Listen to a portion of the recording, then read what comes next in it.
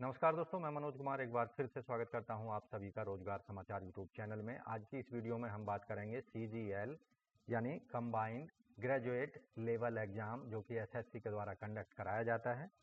SSC CGL combined graduate level recruitment 2025 notification जैसा कि इसके लिए जारी कर दिया गया है SSC स्टाफ सिलेक्शन कमीशन के द्वारा। इसके अंतर्गत 14,582 पदों के लिए आप आवेदन कर सकते हैं। तो पदों से संबंधित डिटेल जानकारी यहां आपको मिलने वाली है, इसलिए वीडियो को शुरू से अंत तक जरूर देखें। साथ ही वीडियो को अच्छी लगे तो एक लाइक कर दें, अपने दोस्तों में शेयर कर सकते हैं। चैनल पर पहली बार आए हैं तो चैनल को सब्सक्राइब जरूर करें और बेल आइकन को जरूर दबाएं लेटेस्ट रोजगार समाचार डेली हिंदी में जानने के लिए। आओ शुरुआत करें नए कल की। तो दोस्तों, SSC के द्वारा जारी किया गया जो एडवर्टाइजमेंट है कंबाइंड ग्रेजुएट लेवल एग्जामिनेशन 2025, यहाँ हमने डाउनलोड कर लिया है। आप देखेंगे ये नोटिस है, डिटेल नोटिफिकेशन SSC ने इसको जारी किया गया है। Combined graduate level examination 2025 online apply करने की जो अंतिम तिथि है आवेदन करने की और रजिस्ट्रेशन करने की 4 जुलाई है, और 5 जुलाई तक आप एप्लीकेशन फीस अपनी पेमेंट कर सकते हैं केवल ऑनलाइन मोड में। एप्लीकेशन फॉर्म में कुछ गलती हो गई तो उसमें आप सुधार कर सकते हैं 9 से 11 जुलाई के बीच रात के 11 बजे तक। इसके लिए जो टेंटेटिव एग्जामिनेशन शेड्यूल रखा गया है फर्स्ट टायर के लिए यानी प्रिलिमिनरी एग्जामिनेशन जो होगा कंप्यूटर आधारित 13 से 30 अगस्त 2025 के बीच आयोजित किया जाएगा संपूर्ण भारतवर्ष में विभिन्न स्टेटों में बनाए गए एग्जामिनेशन सेंटर्स पर। दूसरा टायर 2 का एग्जाम उन कैंडिडेट्स के लिए होगा जो टायर 1 के एग्जामिनेशन को क्वालिफाई कर लेंगे। तो ये भी कंप्यूटर आधारित एग्जामिनेशन होगा, इसको आप मेन एग्जामिनेशन कह सकते हैं। ये दिसंबर 2025 में इसका आयोजन किया जाएगा।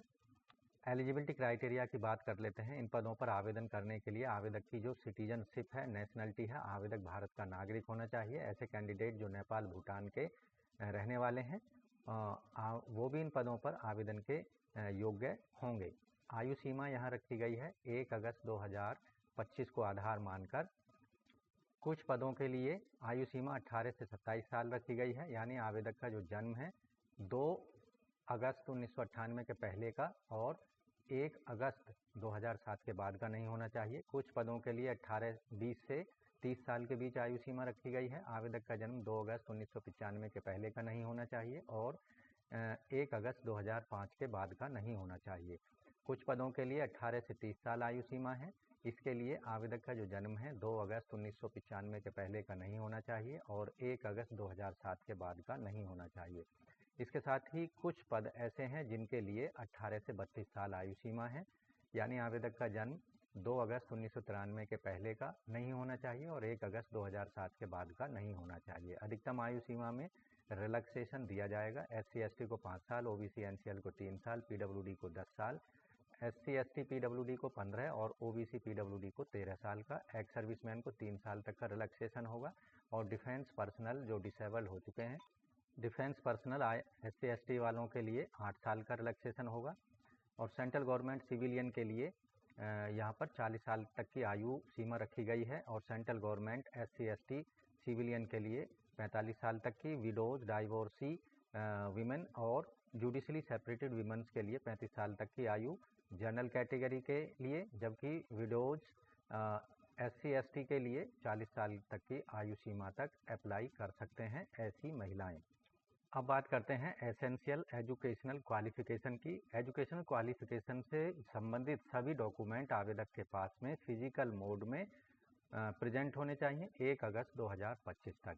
जूनियर स्टैटिस्टिकल ऑफिसर के पदों के लिए आवेदक के पास बैचलर डिग्री होनी चाहिए किसी भी सब्जेक्ट में, किसी भी रिकॉग्नाइज्ड यूनिवर्सिटी से या इंस्टीट्यूट से 60% मार्क्स के साथ में। इसमें एक कंडीशन यहाँ लगाई गई है, आवेदक ने 12th क्लास पर मैथमेटिक्स सब्जेक्ट पास किया हो या पढ़ा हो।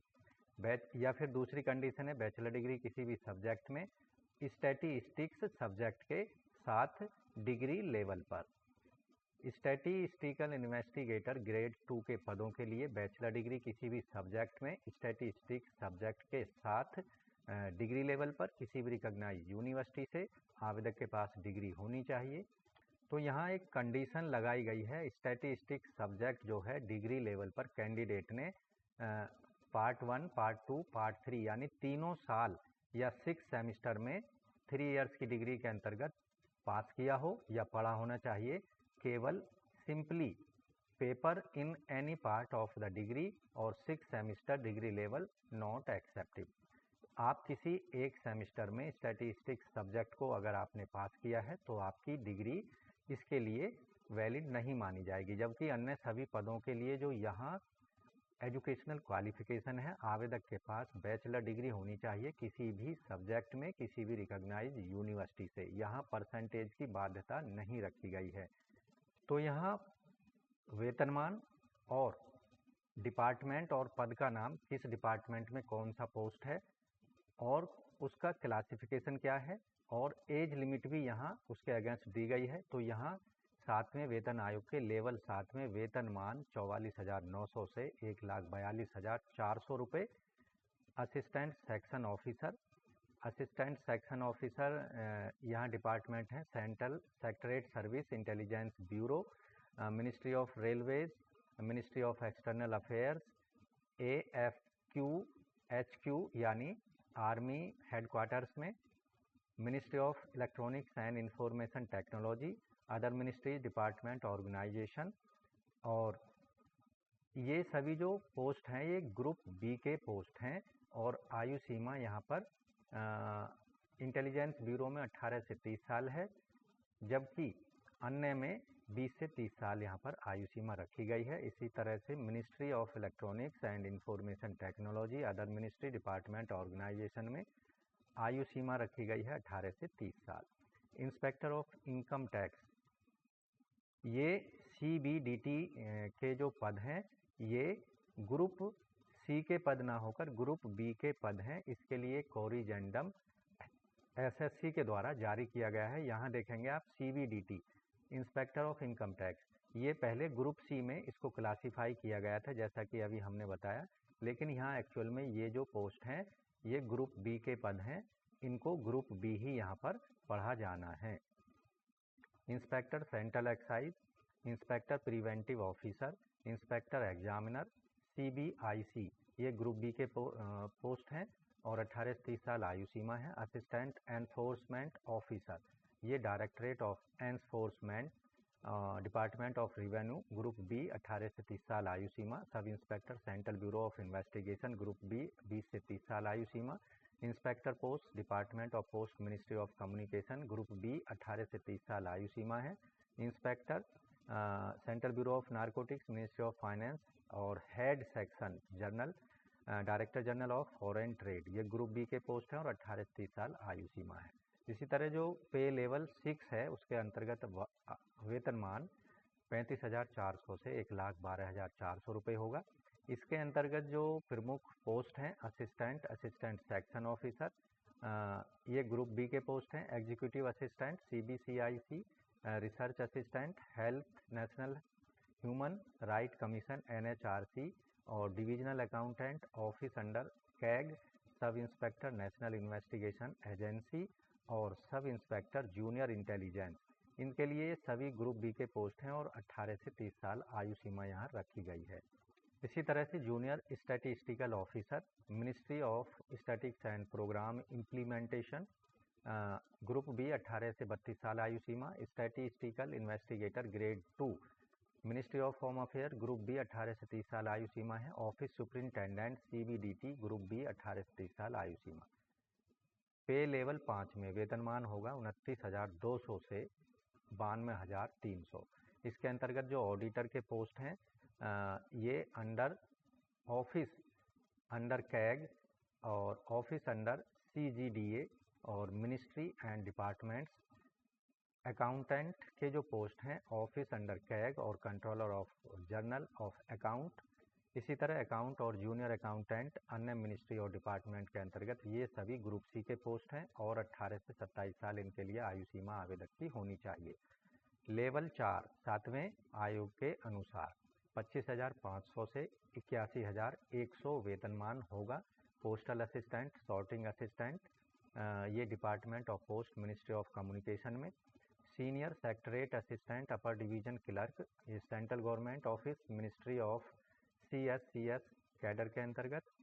इसी तरह senior administrative assistant military engineering services ministry of defence में।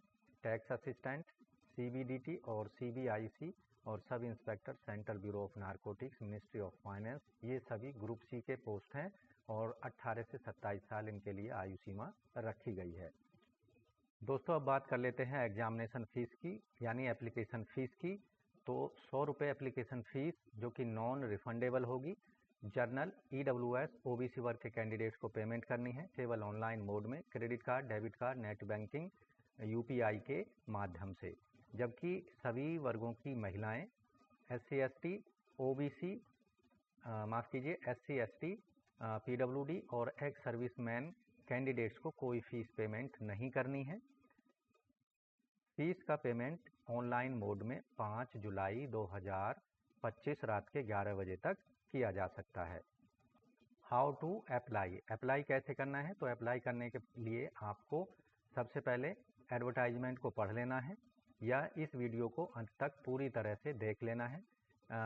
अप्लाई करने के लिए आपको जाना होगा SSC की वेबसाइट पर। जैसा कि आप देख रहे हैं यहाँ अप्लाई का एक लिंक दिया गया है, इस पर आपको क्लिक करना है। Combined graduate level exam 2025 apply वाले बटन पर क्लिक कर देना है। यहाँ न्यू रजिस्ट्रेशन पर क्लिक करना है और वन टाइम रजिस्ट्रेशन फॉर्म आपके सामने ओपन हो चुका है। पर्सनल डिटेल यहाँ जैसे कैंडिडेट्स का नाम, आइडेंटिफिकेशन, कॉन्टैक्ट नंबर, ये सभी प्रोवाइड करा देनी है। अपना पासवर्ड यहाँ बना लेना है। एडिशनल जो डिटेल मांगी जा रही है जैसे कैंडिडेट्स की nationality, address, education related detail वो दे देनी है और डिक्लेरेशन को यहाँ पर टिक कर देना है। तो कंटिन्यू पर क्लिक कर देंगे।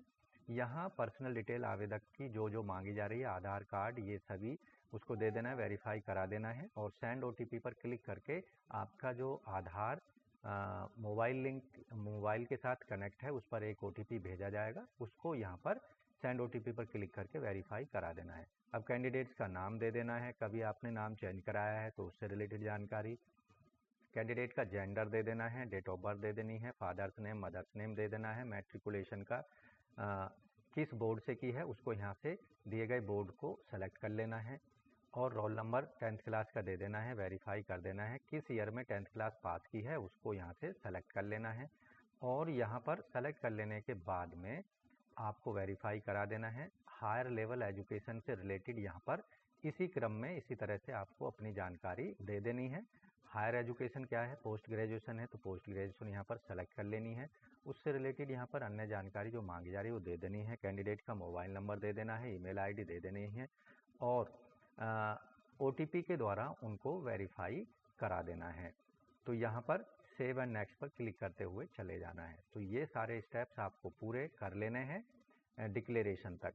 इस तरह से आपका जो SSC CGL रिक्रूटमेंट 2025 के लिए रजिस्ट्रेशन प्रक्रिया वो पूरी हो जाती है। उसके बाद आपको लॉगिन वाले पेज पर जाना होगा। अब यहाँ देख रहे हैं लॉगिन का एक ऑप्शन दिया गया, इस पर आप जाएंगे तो आपने जो रजिस्ट्रेशन के दौरान रजिस्ट्रेशन नंबर आपको दिया गया है उसको यहाँ डाल देना है, पासवर्ड जो आपने बनाया था उसको डाल देना है, दिए गए कैप्चा को डालकर लॉगिन कर लेना है। तो इस तरह से आप SSC CGL रिक्रूटमेंट 2025 के लिए केवल ऑनलाइन मोड में अपने एप्लीकेशन फॉर्म को सबमिट करा सकते हैं। अब वीडियो के अगले पार्ट में हम बात करेंगे SSC CGL रिक्रूटमेंट 2025 के लिए जो एग्जामिनेशन प्रक्रिया होगी, सिलेक्शन प्रक्रिया से संबंधित डिटेल जानकारी की। लेकिन उससे पहले अगर आपके एप्लीकेशन फॉर्म में कोई गलती होगी तो उसमें आप सुधार कर सकते हैं 9 जुलाई से 11 जुलाई के बीच में रात के 11 बजे तक। उसके लिए आपको करेक्शन शुल्क पेमेंट करना होगा। करेक्शन चार्जेस पहली बार अगर करेक्शन करते हैं तो 200 रुपये फीस पेमेंट करनी है और दूसरी बार में करेक्शन के लिए 500 रुपये फीस पेमेंट करनी है ऑनलाइन मोड में, credit card, debit card, net banking, UPI के माध्यम से। आपको ध्यान रखना है करेक्शन फीस भी एक बार पेमेंट हो जाने पर किसी भी परिस्थिति में वापस नहीं की जाएगी। एग्जामिनेशन सेंटर्स की भी बात कर लेते हैं। तो अप्लाई करते समय एप्लीकेशन फॉर्म में अपनी मनपसंद के एग्जामिनेशन सेंटर्स जो आपके सबसे पास में है उनकी एक प्रीफ्रेंस देनी होगी, उसमें बाद में कोई भी चेंजिंग संभव नहीं होगी। तो यहाँ स्कीम जो है रिक्रूटमेंट एग्जामिनेशन से रिलेटेड SSC CGL 2025 टायर 1 और टायर 2 का जो एग्ज़ाम होगा जो कि दोनों ही कंप्यूटर मोड में लिए जाएंगे। टायर 1 के रिटन एग्जामिनेशन जो होगा इसमें 4 पार्ट होंगे। पार्ट ए में general intelligence reasoning, part B general awareness और part C quantitative aptitude, part D English comprehension. इसके अंतर्गत 25-25 प्रश्न पूछे जाएंगे चारों सेक्शंस पर 50-50 मार्क्स के, यानी अगर आपका कोई क्वेश्चन सही होता है तो उसके लिए 2 मार्क्स दिए जाएंगे। 1 घंटे का यहाँ समय होगा परीक्षा का। ऐसे कैंडिडेट जो टायर 1 की एग्ज़ाम को क्वालिफाई कर लेंगे, जो कि केवल ऑब्जेक्टिव टाइप क्वेश्चन ही इसके अंतर्गत पूछे जाएंगे, हिंदी और इंग्लिश लैंग्वेज में, केवल इंग्लिश लैंग्वेज के क्वेश्चंस को छोड़कर। यहाँ नेगेटिव मार्किंग भी होगी, इसलिए टायर 1 में आपको बड़ी ही सावधानी से अपने जो आंसर्स हैं उनको फाइनल करना है, जिससे कम से कम नेगेटिव मार्किंग हो। नेगेटिव मार्किंग यहाँ पर 1/2 यानी 0.5 मार्क्स यहाँ पर हर गलत उत्तर देने पर काट लिए जाएंगे। टायर 2 का जो एग्ज़ाम होगा ये भी कंप्यूटर आधारित होगा। इसमें मेन एग्जामिनेशन भी होगा, रिटन एग्जाम, डेस्क्रिप्टिव जिसे कह सकते हैं। इसके अंतर्गत पहला जो सेक्शन होगा इसमें मैथमेटिकल एबिलिटी और रीजनिंग और जनरल इंटेलिजेंस पर 30-30 प्रश्न पूछे जाएंगे, यानी टोटल 60 क्वेश्चन होंगे और 180 मार्क्स के, यानी हर एक सही उत्तर देने पर 3 मार्क्स आपको दिए जाएंगे और गलत उत्तर देने पर यहाँ पर हर गलत उत्तर देने पर 1 मार्क्स आपका नेगेटिव मार्किंग के रूप में डिडक्ट कर लिया जाएगा, काट लिया जाएगा। इसलिए बड़ी ही सावधानी से आपको अपने आंसर देने हैं। यहाँ जो हर सेक्शन के लिए 1 घंटे का समय निर्धारित किया गया है। पेपर फर्स्ट का सेशन 1 2 घंटे 15 मिनट का होगा।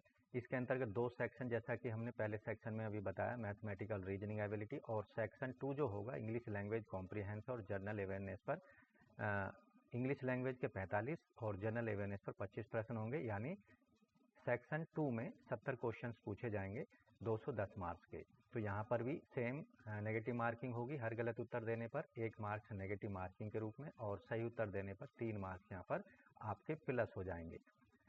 इसी तरह जो सेक्शन 3 होगा कंप्यूटर नॉलेज पर आधारित 20 प्रश्न पूछे जाएंगे 60 मार्क्स के, 15 मिनट का यहाँ समय दिया जाएगा।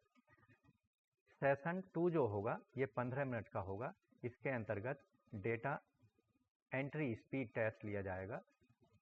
1 डेटा एंट्री टास्क यहाँ कैंडिडेट्स को दिया जाएगा। 20 मिनट के अंतर्गत ये आपको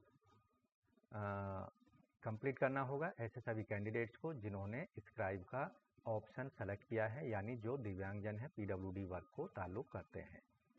तो यहाँ पेपर 2 जो होगा ये डेस्क्रिप्टिव होगा। इसके अंतर्गत स्पेशलाइजेशन सब्जेक्ट जैसे स्टैटिक्स की पदों के लिए 100 मार्क्स के 100 क्वेश्चन पूछे जाएंगे 200 मार्क्स के।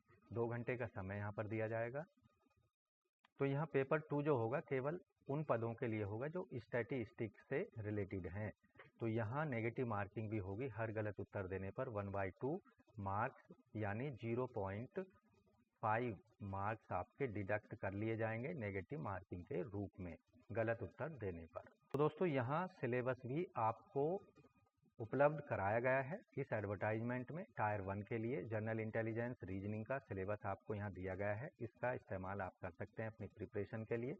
जनरल अवेयरनेस का सिलेबस मिल जाएगा, क्वांटिटेटिव एप्टीट्यूड का, इंग्लिश कॉम्प्रिहेंशन का, और टायर 2 का सिलेबस भी यहाँ दिया गया है। यहाँ part A section 1 paper 1 mathematical ability का सिलेबस, इसके अंतर्गत number system, fundamental arithmetical operations, algebra, geometry, mensuration, trigonometry, statics and probability. Part B जो होगा सेक्शन 1 पेपर 1 का रीजनिंग जनरल इंटेलिजेंस से रिलेटेड सिलेबस यहाँ आपको दिया गया है। और पार्ट ए सेक्शन 2 का पेपर 1 के अंतर्गत इंग्लिश लैंग्वेज कॉम्प्रिहेंशन का सिलेबस यहाँ दिया गया है। और पार्ट बी सेक्शन 2 पेपर 1 का जनरल अवेयरनेस का सिलेबस यहाँ दिया गया है। और section 3 paper 1 computer knowledge proficiency का जो सिलेबस है इसके अंतर्गत दिया है। इसके अंतर्गत computer basics, softwares, working with internet and emails, basics of networking, cyber security. Paper second जो होगा केवल स्टैटिस्टिक्स सब्जेक्ट के लिए होगा। इसका सिलेबस भी आपको यहाँ पर मिल जाएगा, उसके अकॉर्डिंग आप तैयारी अपनी कर सकते हैं टायर 1 और टायर 2 के एग्जामिनेशन के लिए। तो इस तरह से दोस्तों आप एसएससी सीजीएल रिक्रूटमेंट 2025 के लिए ऑनलाइन मोड में आवेदन कर सकते हैं। अंतिम तिथि है रजिस्ट्रेशन करने की 4 जुलाई 2025 रात के 11 बजे तक। फीस पेमेंट करने की अंतिम तिथि रखी गई है 5 जुलाई 2025 रात के 11 बजे तक। एप्लीकेशन फॉर्म में कुछ गलती हो गई तो उसमें आप सुधार कर सकते हैं। 9 जुलाई से लेकर 11 जुलाई के बीच में इसके लिए 2 दिन का समय आपको दिया जाएगा। तो दोस्तों आशा करते हैं पदों के संबंध में उपलब्ध कराई गई यहाँ पर जानकारी आपको अच्छे से समझ आ गई होगी, लेकिन डिटेल जानकारी, अधिकतम जानकारी के लिए आपको अप्लाई करने से पहले एडवर्टाइजमेंट को ज़रूर पढ़ लेना है। तो आज की वीडियो में बस इतना ही। मिलते हैं एक नई जानकारी लिए हुए नई वीडियो में। तब तक के लिए धन्यवाद। आपका दिन शुभ हो। लेकिन चैनल छोड़ने से पहले अगर पहली बार आप हमारे चैनल पर आए हैं तो चैनल को सब्सक्राइब कर लें और बेल आइकन को जरूर दबा लें, जिससे आने वाले लेटेस्ट रोजगार समाचार आपको रोजाना हिंदी में मिलते रहेंगे। तो मिलते हैं एक नई जानकारी लिए नई वीडियो में। तब तक के लिए धन्यवाद। आपका दिन शुभ हो।